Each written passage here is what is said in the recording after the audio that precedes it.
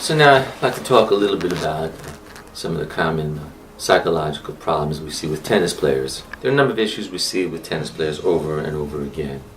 For example, some tennis players don't recognize when they're on the offensive versus when they're on the defensive during a game. It's very important for tennis players to recognize what kind of position they're in before they strike the ball. If you're on balance and ready and have time, you can swing away. If you're being pushed or you're off balance, you need to hit a defensive shot.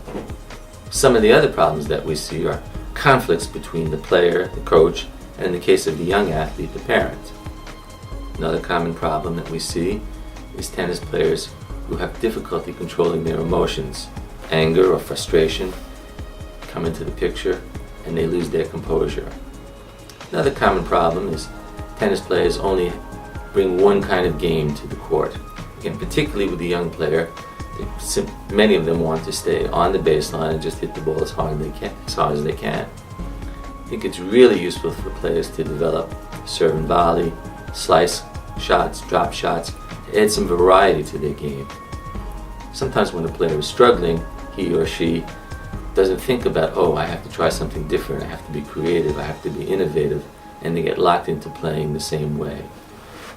Next, another issue that we see very often is players don't know what to do to stay relaxed, confident, and focused in between points so they can play the next point to their fullest potential. So these are just some of the problems that we see with tennis players.